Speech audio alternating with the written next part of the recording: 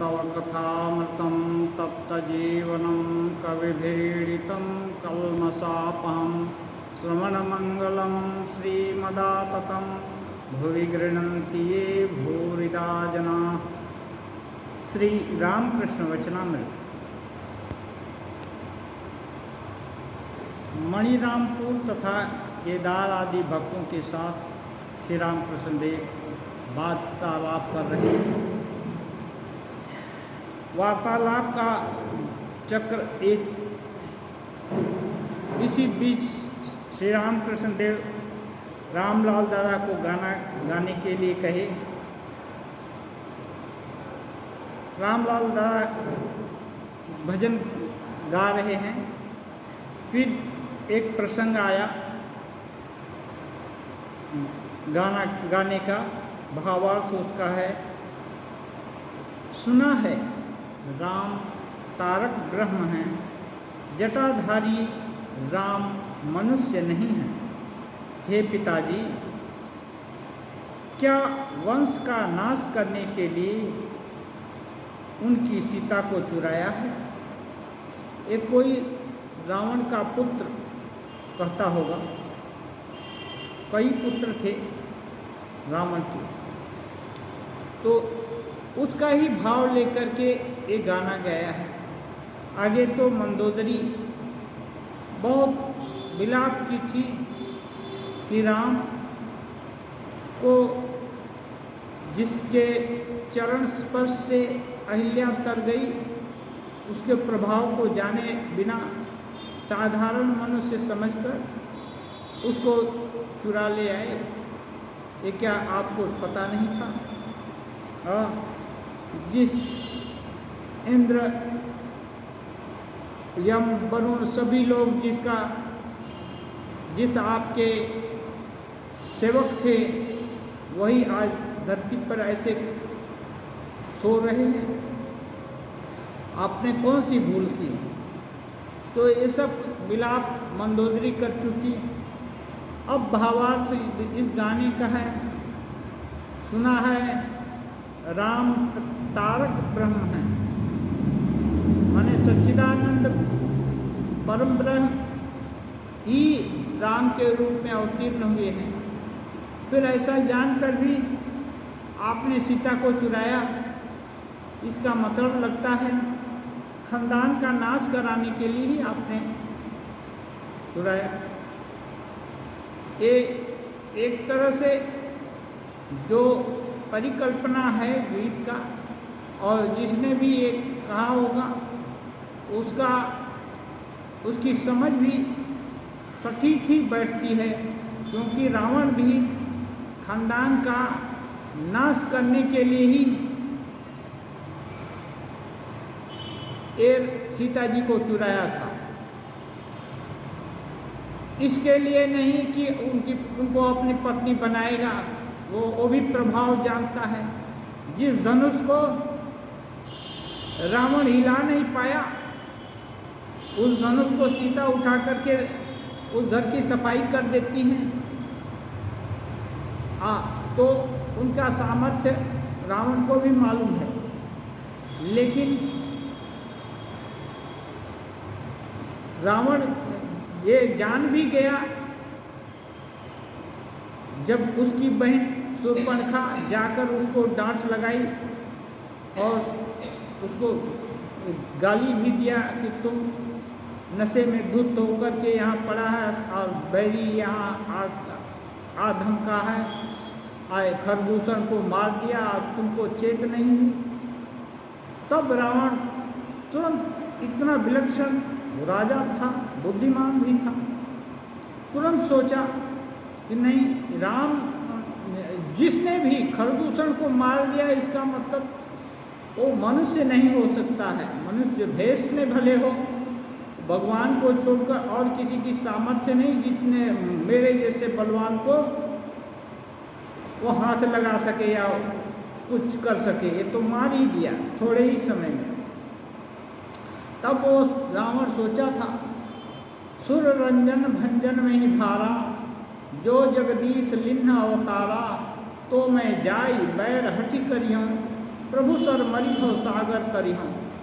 उसने निश्चय किया तुरंत कि यदि भगवान देवताओं का काम करने के लिए और धरती का भार हटाने के लिए यदि धरा पर अवतीर्ण हुए हैं, तब यही सुयोग है, क्योंकि इस तामसी देह में तो साधन भजन नहीं होगा, झुकना तो हमने सीखा नहीं, सब समय इसको उसको प्रताड़ना करना, शासन करना, उसको सताना, यही सब तो राक्षसी प्रवृत्ति है। ये सब हमने खूब किया, तो हमारे द्वारा झुकना तो कभी होगा नहीं। तब भगवान से एक है, लड़ाई तो किया जा सकता है, हाँ, और लड़ाई करने से फिर वो मारेंगे जरूर। यदि अपराध ज़्यादा रहेगा तभी तो कोई किसी को मारता है। थोड़ी मोड़ी कोई चोरी कर दिया तो प्राण दंड उसको थोड़े मिलेगा, लेकिन बड़ा अपराध हुआ तो फांसी की सजाएं भी होगी। तब हमसे लोहा लेने के लिए राम जी आएंगे, और भगवान के हाथ से मरने से क्या है, एक शास्त्र सम्मत ये है कि मरने के समय जो भी जिसका भी चिंतन करते करते मृत्यु होगी, वो उसी की गति प्राप्त होता है। यंग यंग वापी स्मरण भावम त्यजते अन्ते कलेवरम तम तमेव वैति कौन्तेय सदा तद्भाव भाविता। ये गीता सभी शास्त्रों का सार है। ये बाद में हुई है, रावण ये लोग पले हुए हैं, राम जी पले हुए हैं, लेकिन शाश्वत सत्य है, ये वेदों में निहित है। वो प्रकट कोई जाने या ना जाने कि सूर्य है, सूर्य पूरब में उदय होता है, पूरब के जगह पर पूरब शब्द को पश्चिम भी रख दिया गया होता नामांकन, तो उसी को मान लेते, एक तो कॉन्सेप्ट है। लेकिन ये सूरज का उदय होना और अस्त होना, सूरज उदय अस्त इस जगह, इस पर्टिकुलर जगह के लिए हो रहा है। पूरा पृथ्वी के लिए सूरज अस्त और ये नहीं हो रहा है। एक जगह अस्त होता है तो एक जगह उदय होता है, वो तो चक्र चल रहा है। ऐसे ही ये पूरा जो समय चक्र या जीवन का चक्र, ये सब चल रहा है। तो अब उसको भाग्यवश तामसी शरीर मिल गया और बल भी मिला, सब कुछ मिला, लेकिन वो कौन आदमी असुर रहना चाहेगा या नीच योनि सांप गोजर बन करके कौन बहुत समय तक रहना चाहेगा?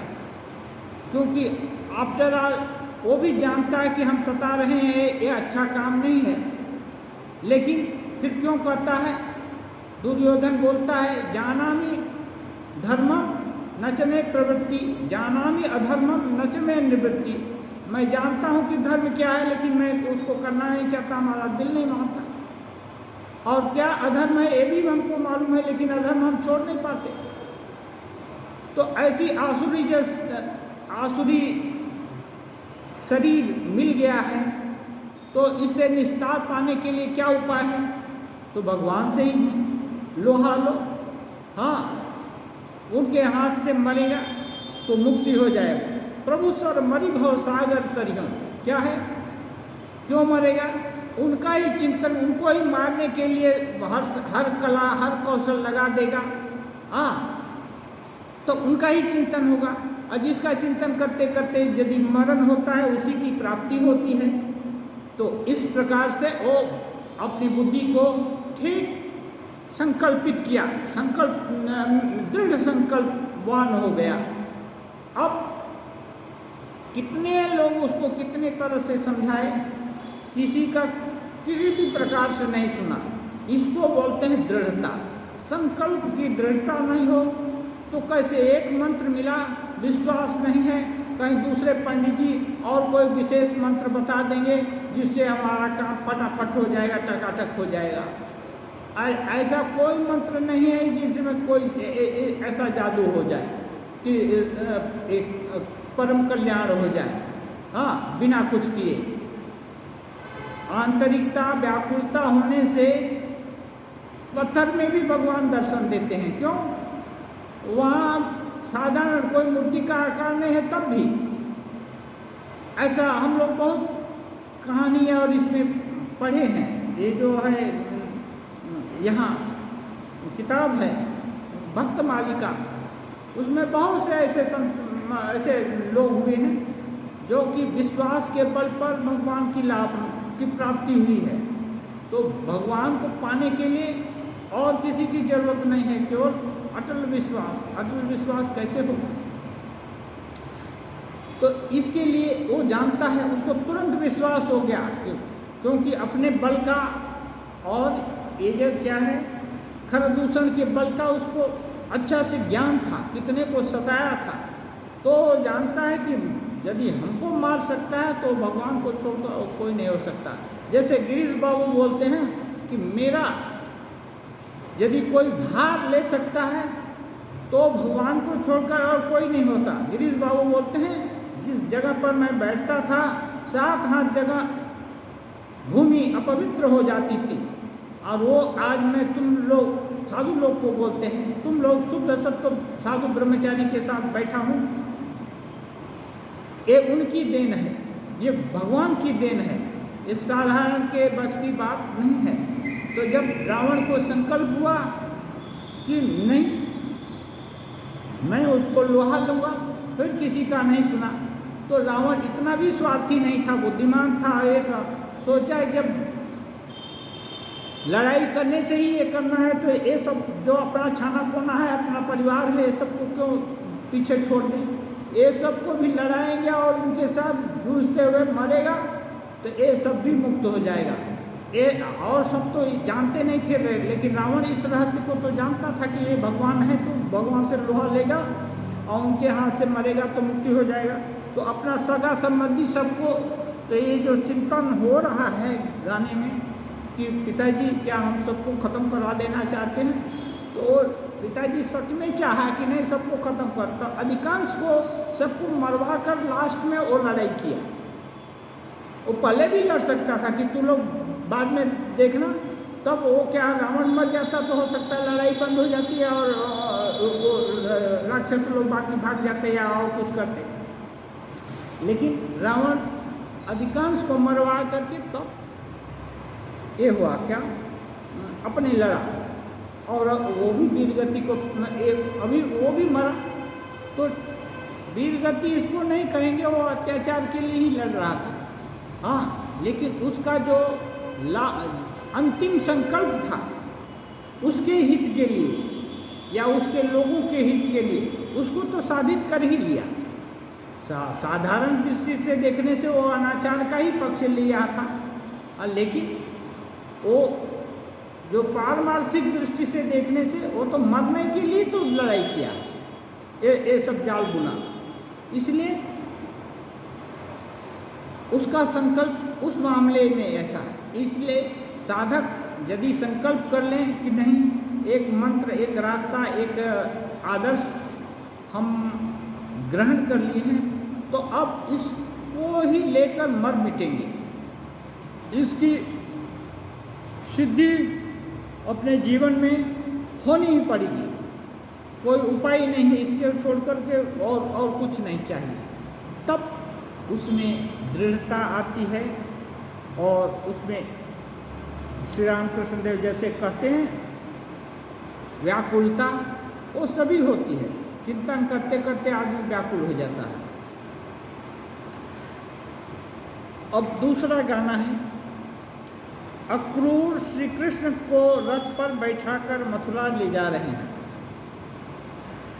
यह देख गोपियों ने रथ चक्रों को जकड़कर पकड़ लिया है और उनमें से कोई कोई रथ चक्र के सामने लेट गई।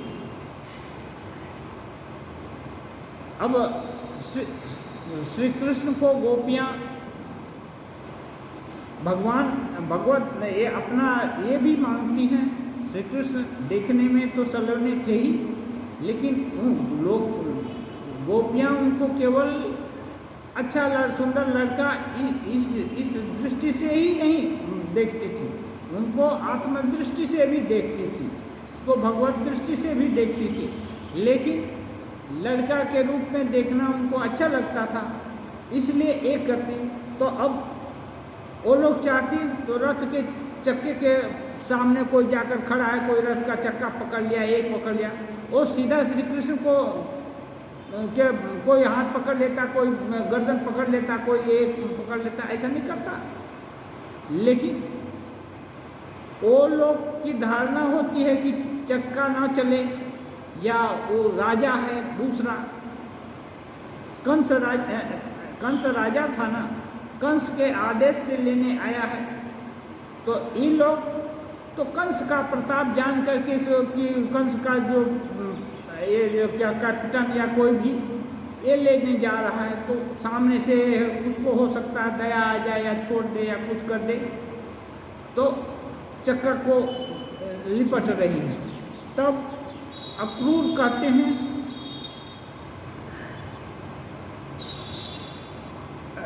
इसमें वे अक्रूर पर दोषारोपण भी करती हैं। अभी तो कंस को दोषी कहाँ ठहराने जाएंगे, कंस का आदमी आया तो उसी को दोष देंगे। वे नहीं जानती कि श्री कृष्ण अपनी इच्छा से जा रहे हैं। श्री कृष्ण का प्रभाव गोपियों को मालूम था, बचपन से ही बहुत सारा कथा सुन लिया था और खुद भी देखा था, लेकिन गोपियों को ये नहीं मालूम कि श्री कृष्ण इतना हम लोग को स्नेह करते हैं या वृंदावन को इतना ये करते हैं, इतनी लीला खेला किए, तो अपनी इच्छा से जा रहे हैं। लेकिन जैसे एक भक्त भगवान को चाहता अपने ही दिल में बैठा कर रखे और कोई नहीं देखे, वो तो उसका भाव ठीक है, लेकिन दूसरे भक्त के प्रति हिंसा का भाव रखेगा या उसको नहीं मिले भगवान का ये, तो ये अनुदारता है, ये उदारता नहीं है। अब तो ये लेकिन भगवान तो सबके लिए है ना, भगवान तो असुरों का विनाश करने के लिए भी आए हैं, समाज में नीति और धर्म का राज्य स्थापित करने के लिए आए हैं। अब केवल गोपियों के साथ रह जाने से वो सब कैसे होगा? तो वो अपने इच्छा से जा रहे हैं। तो गाने में बोला जा रहा है कि श्री कृष्ण अपनी इच्छा से जा रहे हैं, गोपियाँ नहीं जानती थी।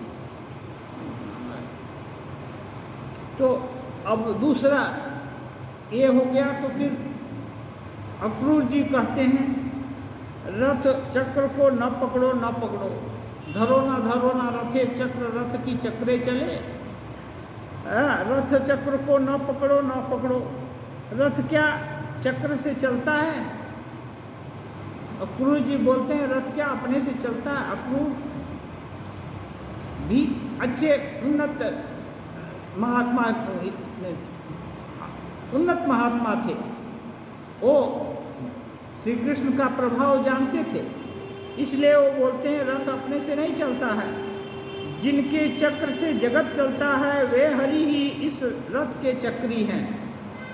हाँ, सारा दुनिया को चलाने वाला इस चक्के पर, इसके रथ के ऊपर बैठा है, उसकी इच्छा के बिना ये रथ नहीं चल रहा है। कहा तुम लोग ब्रह्म में हो। हाँ, उनकी इच्छा है कि जाएं, क्योंकि उनको और भी बहुत सारा काम है। गोपी लोगों को आगे का काम मालूम है। जो भक्त होता है भगवान के प्रेम में अंधा हो जाता है, उसको आगे जाने का क्या ज़रूरत है? ज़रूरत भी नहीं होता। श्री राम कृष्ण देव बोलते हैं, एक चींटी को एक चीनी का टुकड़ा मिल गया काफ़ी है, पूरा जितनी बड़ा चीनी का पहाड़ है उसको इतना जानने का क्या ज़रूरत? तो ऐसे ही गोपियाँ वो तृप्त हो गई हैं श्री कृष्ण के साथ रहते रहते, उनको और बाकी का खबर लेने का फुर्सत नहीं है, लेकिन श्री कृष्ण को तो सबका खबर लेना है, तो अपने से जा रहे हैं। कहने का मतलब कि जो कुछ भी कार्य कारण ये जो हो रहा है जगत में, या कुछ भी शुभ या अशुभ घटित हो रहा है, वो केवल उसमें अभी वर्तमान जो परिस्थिति या लोग हैं वही कारण नहीं है। इसका कारण और भी है, पीछे के का प्रारब्ध कर्म और इसके भगवद इच्छा, बिना उनकी इच्छा से कुछ भी नहीं हो सकता है। एक रश्मि रति महाकाव्य है, उसमें है किंचित बिना आदेश के भू से न उड़ती धूल है, रोती न है मधुबावली, हंसता न कोई फूल है।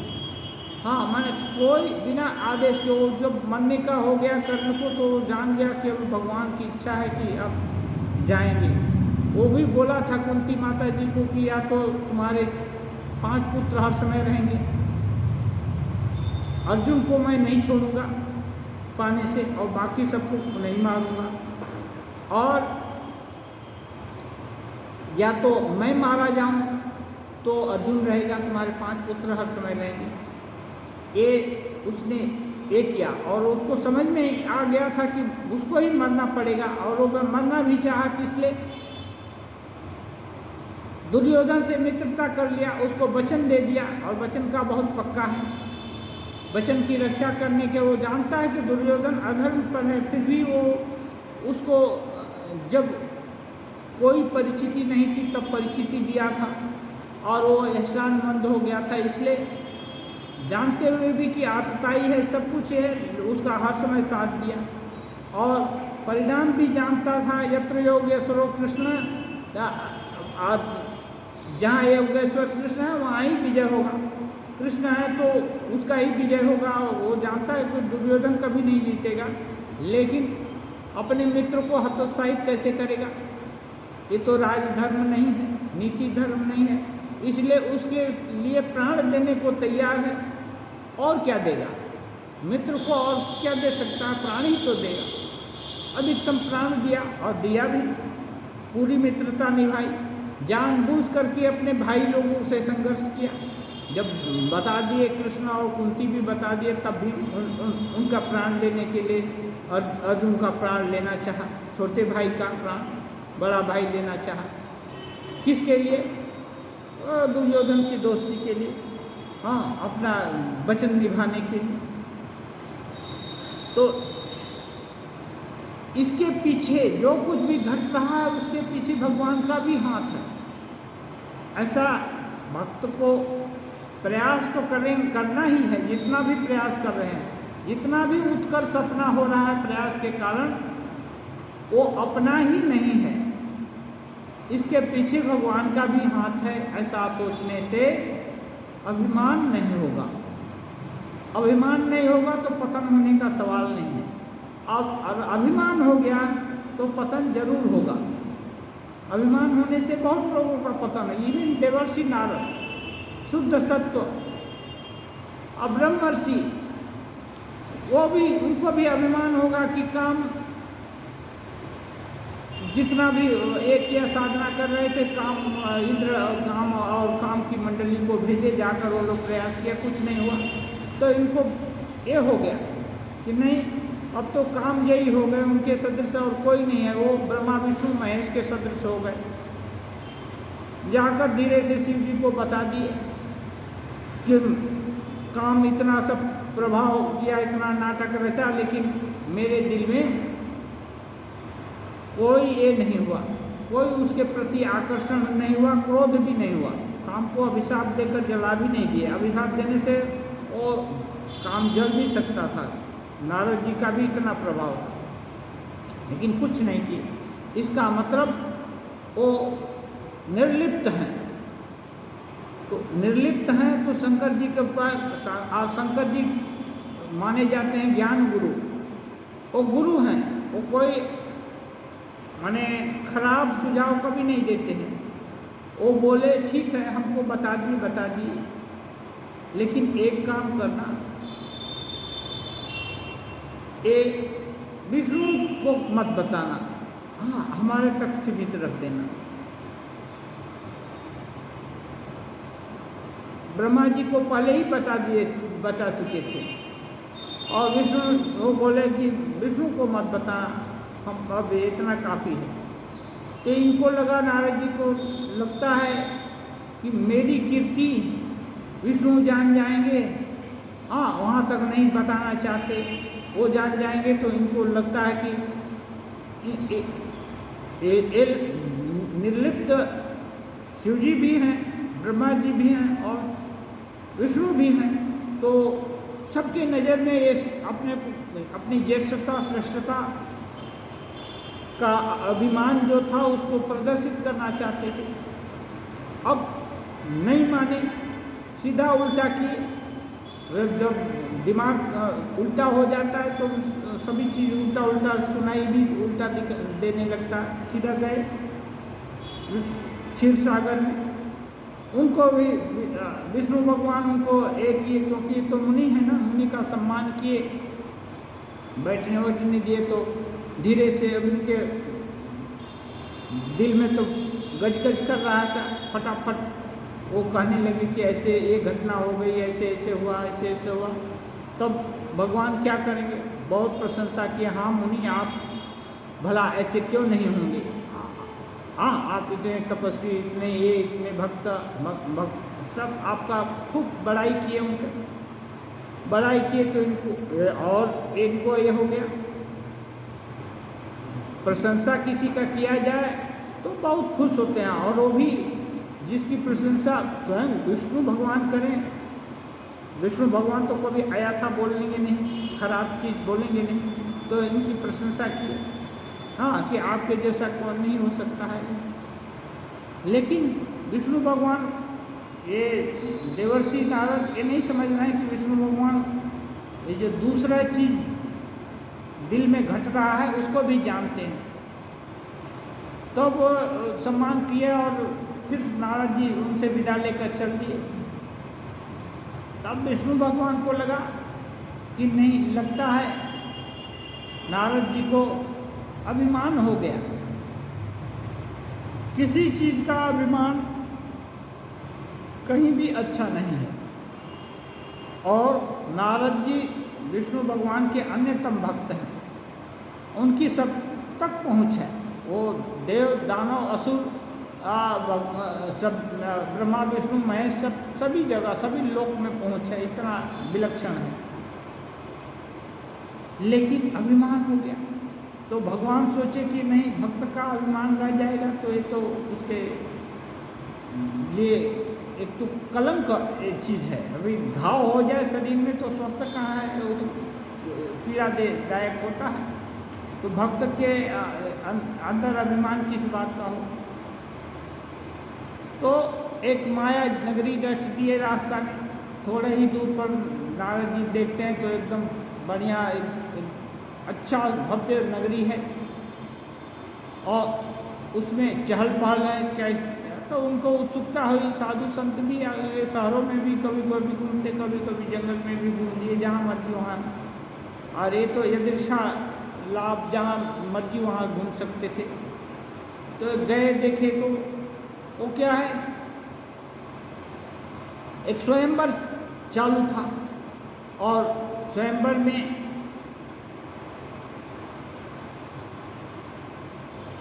दूसरे दिन स्वयंवर होने वाला था, उसकी तैयारी हो रही थी। तो गए तो राजा मुनि जी आए हैं और वो भी देवर्षि नारद प्रणाम किए, और प्रणाम किए तो अपनी बिटिया को भी लाए, उससे भी प्रणाम कराए। और तो माँ पिताजी को ये रहता है कि थोड़ा उसका भूत भविष्य वर्तमान कोई बता दे, और ये तो त्रिकालज्ञ हैं तो बहुत अच्छा होगा। हाँ, तो उनको उसका हाथ दिखाया, इसका लक्षण बताइए। लक्षण देख करके तो दिमाग उनका घुर गया, और रूप देखकर और लक्षण देखकर तो इसका घुर गया दिमाग। और तो बताते हैं कि इसको जो वरण करेगा त्रिलोकपति हो जाएगा। बहुत सारा ये बताए और मन ही मन आशीर्वाद भी दिए। हाँ, आशीर्वाद देना पड़ेगा। लेकिन जैसे ही वहाँ से हटे और उनके दिल में एकदम वो जो माया का भूत सवार हो गया। वो लड़की का रूप, उसका भाग्य सब कुछ उनके दिल में कौंध गया, इसको जो वरण कर लेगा त्रिलोकपति हो जाएगा। और उसके ऊपर लट्टू हो गए। लेकिन अभी राजकुमारी तो राजकुमारी होती है, वो बहुत एक्सीलेंट कोई सुंदर होगा उसको वरण करेगी, हर तरह से अच्छा होगा उसको तो वरण करेगी उसके दृष्टि में। तब सोचिए हम तो उतने सुंदर नहीं हैं, मुनि यहाँ तहाँ घूमते हैं। यद्यपि नारद जी भी एकदम माने बदसूरत थे, ऐसा तो नहीं सुना गया है, अष्टावक्र मुनि के जैसा नहीं थे। फिर भी सोचे कि कोई बाधा न रहे रास्ते में, इसके लिए उनके प्राण व्याकुल हो गए। तो सोचे एक ही उपाय है, सर्वसमर्थ तो नारायण ही हैं, हरि ही सबसे समर्थ हैं, उनसे सुंदर और कोई नहीं। देखने में भी श्याम सलोने और बहुत सुंदर लगते हैं और बहुत नाटक भी हैं सब। यदि वो अपना रूप दे देते हैं तो उन पर कोई भी मोहित हो जाएगा। तो जाकर हरि से हरि का रूप मांगे। हरि को तो समझ में आ गया, क्योंकि वो तो जानते ही थे कि उनका ही रचा माया है। ये सब तो कोई राजा और लड़की थोड़े थी, ये सब तो माया के द्वारा होता है। भगवान की माया से क्या क्या नहीं हो सकता है। जो असत्य है सत्य दिखेगा, असत्य असत्य दिखेगा, कुछ भी हो सकता है। तो अब हरि क्या करेंगे, भक्त का कल्याण ही करना चाहे। हरि बोले कि मैं मुनि आपका जिससे परम कल्याण हो वही करूँगा। जब आदमी किसी सोच में अंधा होता है तो हर जो वाक्य है ना उसको आदि अंत पूरा सुनाई नहीं देता, वो सुनता है फेवर ही हो गया और ये बड़े खुशी में चले आए। तो अभी भगवान क्या करेंगे, हरि का रूप दे चाहते थे। ठीक है, हरि माने एक बंदर भी होता है तो धीरे से बंदर बना लिए। अब बंदर सब लोग देखते हैं, अब भगवान के इच्छा से तो कुछ भी असंभव नहीं है। तो जो लोग देखते हैं वो तो देखते हैं नारद मुनि हैं, राजा देखते हैं वो सब भी नारद मुनि देखते हैं। लेकिन जयमाला लेकर आती है लड़की, बहुत सारे राजा लोग बैठे रहते हैं, किसी को ये पता नहीं देती। धीरे धीरे इनकी तरफ आ गई, और ये उचक उचक कर देख रहे हैं। और पीछे इनके दो और शिव जी के गण बैठ गए थे। वो धीरे धीरे टांट करते हैं कि अब तो मुनि जी को देख करके राजकुमारी खुशी हो जाएगी, आते ही मुनि को वरमाला डाल देगी, इनका हरि रूप देखकर तो खूब ही खुश हो जाएगी। ऐसा करके बहुत सारा टांट करते और ताली बजा बजा कर हंसते। वो सब थोड़ा मजाकिए थे। भूत प्रेत तो क्या है वो, या भूत प्रेत का दिमाग तो ऐसे ही होता है, तो टांट कर रहे हैं। वो सब जानते थे कि इनको बांदर का रूप मिला है और हंसते थे। तो लड़की आई, उनको उनकी तरफ घूम करके देखा भी नहीं, आगे चली गई। तब इनका मुख फीका हो गया, हरि का रूप देखकर। और आगे लड़की आगे बढ़ती गई।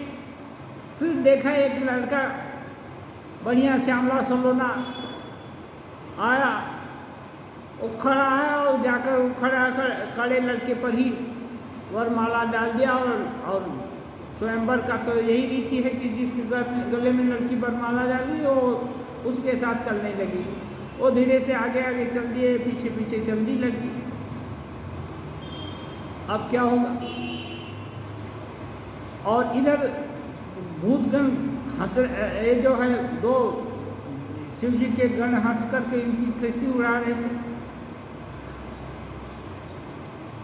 तो उसमें से एक ने कह दिया, अरे मुनि जी जाकर अपना मुंह तो देख लो, कितना सुंदर हरि का रूप तुमको मिला है, आपको मिला है। ऐसा बोल दिया। तो अब क्या करेंगे, उस समय तो दर्पण अर्पण इतना सब चीज़ नहीं था। तो जाकर पानी में देख लिया, पानी में तो चेहरा दिखता है, पानी में जाकर देखे तो अब नारद जी को भी उनका बंदर का मुख दिखा। बंदर आदमी में थोड़ा अंतर है, थोड़ा मुख इधर उधर हो गया तो बंदर का हो गया। तो बड़ा क्रोध आया, क्योंकि ये कामजयी और इतने जोगी महापुरुष ये हैं और इतना सब जगह उनका पहुंच है, फिर भी इनको बंदर का मुँह दे दिया हरि। हाँ, तब वे सोचे कि जाऊंगा उनको अभिशाप, हाँ दही सांप के मरिहम जाई, जाकर यदि चाहे तो अभिशाप दूंगा या पिटाई करूंगा। हाँ, इतना आगे ये बढ़ गए कि अपने को सबसे ऊपर मानने लगे। बस तमतमा गए। अब गुस्सा हो गया तो आदमी ये है ना, क्रोध से पागल हो जाता है तो विवेक मर जाता है, खत्म हो जाता है। अब चल दिए तो उनको ज़्यादा ढूंढना ढांढना नहीं पड़ा, क्योंकि ये तो सब माया का ही खेला चल रहा था। थोड़े ही दूर पर अब वो कोई लड़का दूसरा नहीं है, रमापति ही उस लड़की के साथ हैं, जा रहे हैं। उनको पुकार करके नारद जी बोले रुके, और जाकर बोले आप निरंकुश हो गए हो, आपके ऊपर किसी का बस नहीं चलता, इसलिए आप जो मर्जी वही करना चाहते हो। मुझको ऐसा हरि का रूप दे करके, बंदर का रूप देकर हमारे इतनी बेइज्जती कराया। हाँ,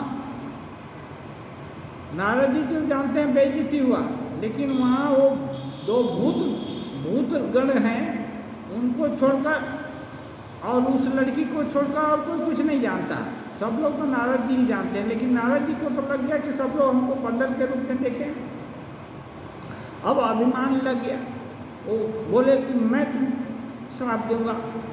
जैसे मैं अभी एक लड़की चाहता था, उसके विरह में मैं दुखी हो रहा हूँ, ऐसे तुम औरत के विरह में दुखी हो गए, ऐसा अभिशाप दिए।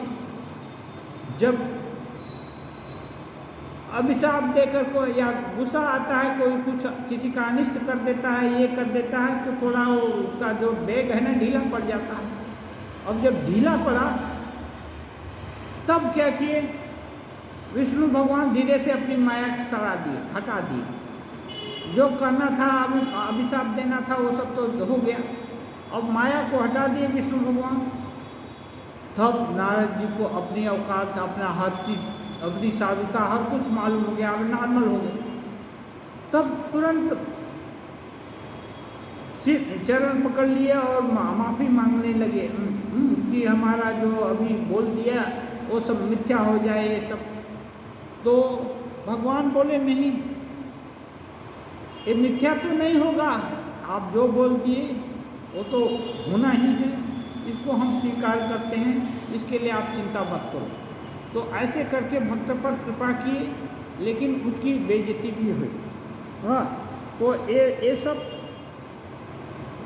भगवान है ना, ये सब करते हैं, उनकी इच्छा से ही सब कुछ होता है। तो उत्कर्ष हो तो ये नहीं समझना चाहिए कि अपना ही बलबूते उत्कर्ष हुआ, और यदि अपने से भूल होता है तो सोचना है अभी आसुरी प्रवृत्ति ज़्यादा प्रबल है, कैसे है भगवान ये आसुरी प्रवृत्ति थोड़ी कम हो, धीरे धीरे ये हो, जिससे ये भूलें मिनिमाइज हो, धीरे धीरे ख़त्म हो जाए, तब तो साधना में आगे जाएंगे। ये सब जितने भी गाना और जो कोई भी ये सत्प्रसंग है, ठाकुर एक ही तरह से शिक्षा नहीं देते थे, वो सभी के पीछे यही उद्देश्य, कभी खुद गाकर, कभी दूसरे से गवाकर, कभी किसी से कुछ पूछ-पाछ करके ठाकुर यही सब भक्त लोगों को इस तरफ से उस तरफ से बता देना चाहते थे। भगवान ही सत्य हैं, सार हैं। श्री रामकृष्ण भक्तों के प्रति आहा, गोपियों का यह कैसा प्रेम, वो गोपी प्रेम में अंधी होकर रथ का पहिया पकड़ ले रहा, चक्का के सामने ही लौट गया। हाँ, जिससे किसी को दया आ जाए, अक्रूर को दया हो जाए या जो भी कोई व्यवस्था बन जाए, क्योंकि गोपियाँ जानती थी कृष्ण अनाथ है, उनको जबरदस्ती ले जाए जा रहे हैं राजा के द्वारा आदेश है ना, तो ये तो गोप बालक थे। लेकिन ये भूल गई कि यही कितने का अगासुर बगासुर, कितने का सक्टासुर, कितने का पूतना, कितने का संहार ये किया है। हाँ, वो लोग भूल गए। क्यों? प्रेम में भक्त भगवान के ऐश्वर्य को भूल जाते हैं, ये प्रेम का ये है। तो श्री राम कृष्ण देव ये अपार्थिव प्रेम है, ये बने इसमें ये क्या बोलते हैं, इसमें स्पॉट नहीं है, स्पॉटलेस है। तो श्री राम कृष्ण कह रहे हैं, आहा गोपियों का यह कैसा प्रेम।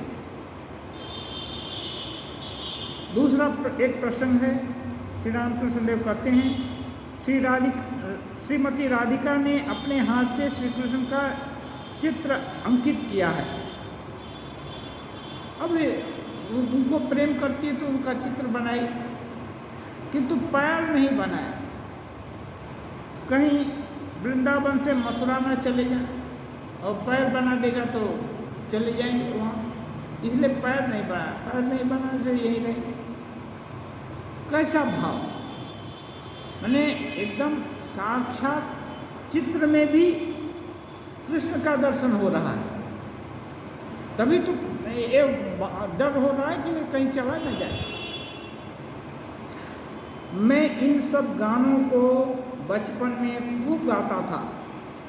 जब श्री राम कृष्ण देव गदाई थे, गदाधर थे, तो ये सब जहाँ भी यात्रा नाटक ये सब कथा प्रवचन होता था वहाँ सीधे से चले जाते थे और बैठ कर एकांत होकर सुनते थे। उन लोग का नाटक भी देखते थे कि किस लिए हल्ला गुल्ला भी करते थे पंडित लोग, तो वो सब भी देखते थे, सब समझ पाते थे। लड़का होने से क्या है, तीक्ष्ण बुद्धि से बच्चों की भी समझ होती है। उस समय दिल तो निष्कलंक होता है, समझना चाहें तो समझ में आ जाता है। तो और एक एक नाटक का सारा गाना गा सकता था। कोई कहता था कि मैं काली दमन नाटक दल में था, वहाँ काली दमन नाटक का कोई दल भी था। हाँ, तो अच्छा प्रसिद्ध रहा होगा। तो कोई लड़के का नाटक देख करके या सब एक सब स्मरण शक्ति देखकर तो बोलता लगता है कि एक काली दमन नाटक में था, नाटक का एक पात्र था, इसलिए इसको सब कुछ याद हो जाता। एक भक्त नई चद्दर ओढ़ कर आए हैं, राखाल का बालक जैसा स्वभाव है, कैंची लाकर उनकी चद्दर के किनारे के सूतों को काटते जा रहे हैं। एक नया चद्दर ओढ़ कर आया, कोई ठंडी का समय है और राखाल बच्चा है, कैंची उनको कहाँ से मिल गई और वो कैंची से काटेगा। तो भाग्य से किनारे काट रहे हैं, पूरा ही नहीं काट दिया। श्री राम कृष्ण बोले, क्यों काटता है, रहने दे। अभी लड़का है तो लड़का कुछ हरकत करेगा तो माँ को डांटना पड़ता है। श्री राम कृष्ण ऐसे ही माँ के रूप में बोलते हैं, क्यों काटता है, रहने दे। उन दिनों विलायती चद्दरों का दाम कम था। ये विलायती चद्दर, विलायती में इंग्लैंड से आया, यहाँ का कारोबार बंद करके वो लोग अपनी जगह का बना माल इधर सप्लाई करते थे। भक्त ने कहा, हाँ, साल की तरह अच्छा दिखाई देता है। विदेश वो लोग को लुक अच्छा हो ऐसा ये करते थे, तो साल की तरह बहुत सुंदर दिखता था। ठाकुर पूछते हैं, हाँ जी, इसका क्या दाम है। उन दिनों विलायती चद्दरों का दाम अच्छा, तो वो भक्त कहते हैं 1 रुपया 6 आना जोड़ी। एक रुपया 6 आना, 8 आना भी नहीं, 1.5 रुपया नहीं, 1 रुपया 6 आना जोड़ी। श्री राम कृष्ण बोले क्या कहते हो, जोड़ी 1 रुपया 6 आना जोड़ी, मैंने इतना अच्छा चादर 1 रुपया 6 आना में दूँ तो ये अच्छा सौदा है, अच्छा चीज़ है, ऐसा उनका धारणा। थोड़ी देर बाद श्री राम कृष्ण भक्त से कह रहे हैं जाओ गंगा स्नान कर लो। अरे इन्हें तेल दो तो थोड़ा, गंगा जी में नहाने से, गंगा जी में थोड़ा तेल लगा कर नहाने से क्या है वो ये होगा क्या, ठंडा वंडा कम लगेगा। स्नान के बाद जब वे लौटे तो श्री राम कृष्ण ने ताक पर से एक आम लेकर उन्हें दिया, कहा यह आम इन्हें देता हूँ, 3 डिग्रियाँ पास हैं ये। अच्छा तुम्हारा भाई अब कैसा है? 3 डिग्रियाँ पास है, इसका मतलब ये संकेत है कि ये मास्टर महाशय को ही बोल रहे हैं। मास्टर महाशय 3 डिग्री पास थे तो लेकिन अपने को सामने प्रोजेक्ट नहीं करते हैं, इसलिए चीज़ें सब कह देते हैं लेकिन अपने को सामने नहीं लाते। ये खूबी है, कैसे पीछे पर्दे के पीछे रहकर भी सब कुछ कर देना है। हाँ, स्नान के बाद जब वे लौटे तो श्री राम कृष्ण ने ताक पर से एक आम लेकर उन्हें दिया। अच्छा ये हो गया। भक्त, हाँ दवा तो ठीक हो रही है, अब असर ठीक हो तो ठीक। उनके भाई हैं, उनका अभी तबीयत कैसा है तो दवा तो दी जा रही, अब लेकिन दवा असर करे तब तो। दवा देना माने ट्रायल एरर ही होता है ज़्यादातर। अब दिया, लगा तो लगा, नहीं लगा तो फिर दूसरी दवा। श्री राम कृष्ण, उसके लिए किसी नौकरी की व्यवस्था कर सके हो? बुरा क्या है, तुम मुखिया बनोगे।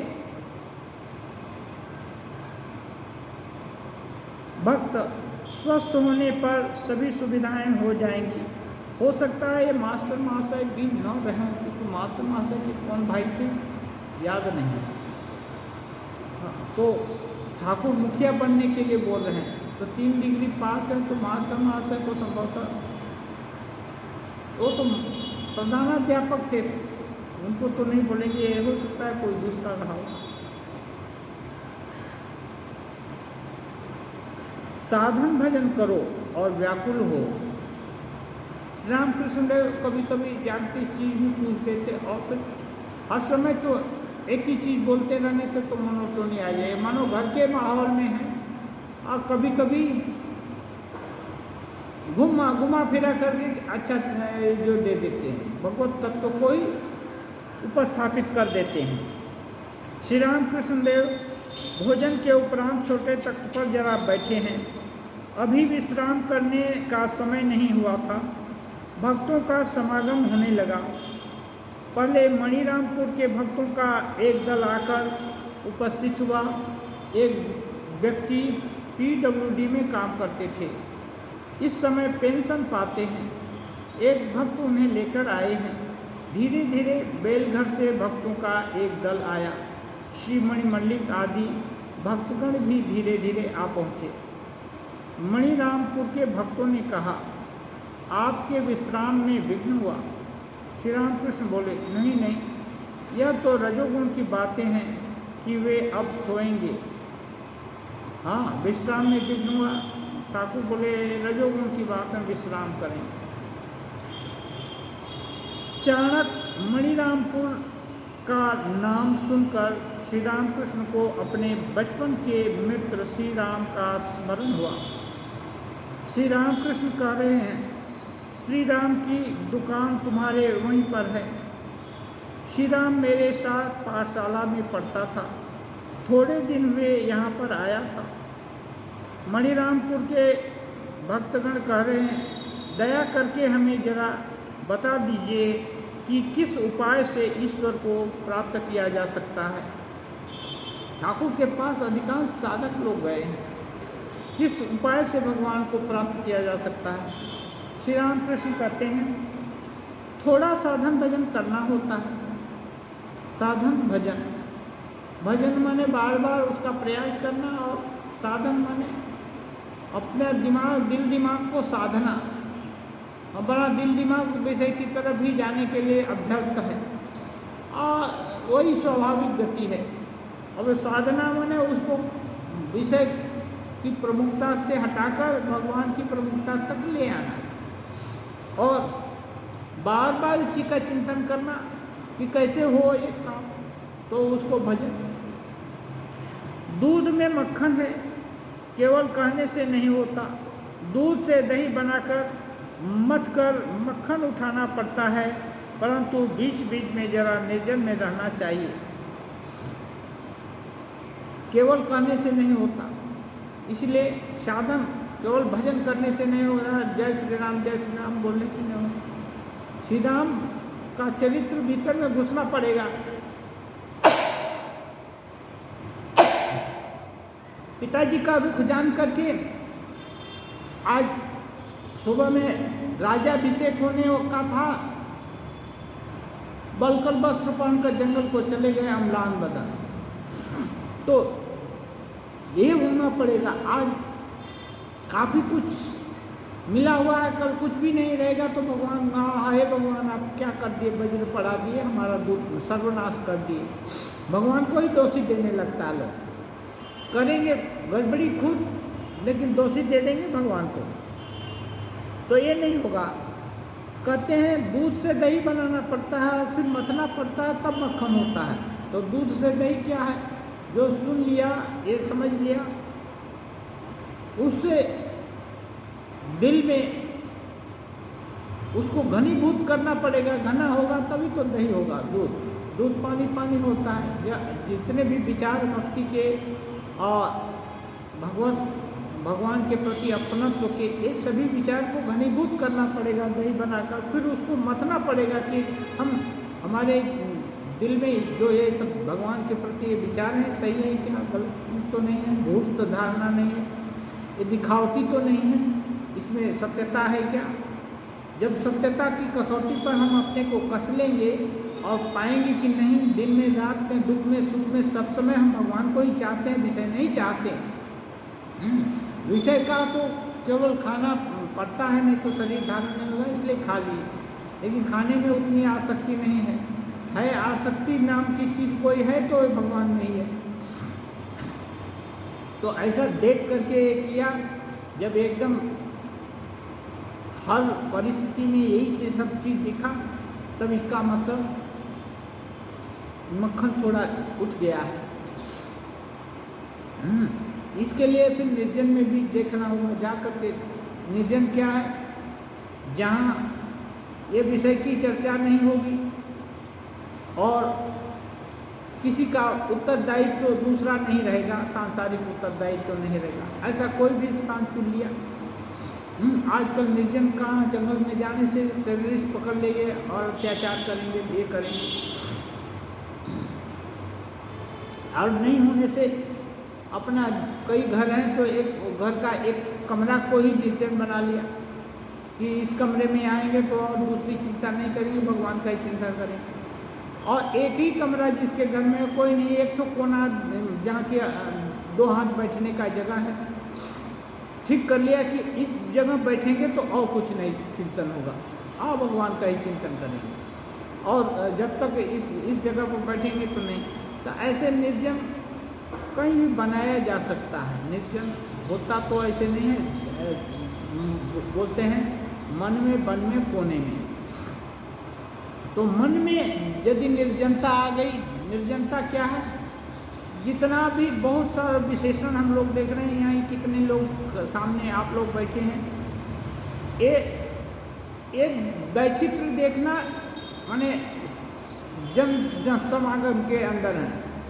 जब ये धारणा होगी कि यहाँ भगवान को छोड़कर और कोई नहीं है, घट घट में तो वही घट घट में ना, वही राम दशरथ का बेटा, वही राम घट घट में लेटा, सभी तो राम ही हैं। जब भगवान ही है तो फिर भेद कहाँ रह गया, कहाँ ये है, तो भेद दर्शन कम हो गया। तो जहाँ ये होता है इष्ट दर्शन को छोड़कर और भिन्न चीज़ नहीं दिखती, वही निर्जन हो गया। तो निर्जन कितने प्रकार से हो सकता है, लेकिन जहाँ ज़्यादा बाधा है वहाँ थोड़ा हट करके आदमी मठ मंदिर में चले जाते हैं। वहाँ यदि गेस्ट हाउस है तो 2-3 दिन वहाँ रहा, वहाँ रह करके अपने को थोड़ा अलग करने का कोशिश किया, या दूर के किसी जगह में चला गया, हाँ, जहाँ की ये सब बातें न हो, वहाँ चिंतन किया। ऐसे धीरे धीरे, लेकिन दिल में से संसार नहीं हटा, हाँ, निर्जन वास का तब तक ये नहीं होगा। क्या ठीक ठीक निर्जन में रहना नहीं हुआ तब तक। इसलिए इसका कितने तरह से प्रयास किया जा सकता है।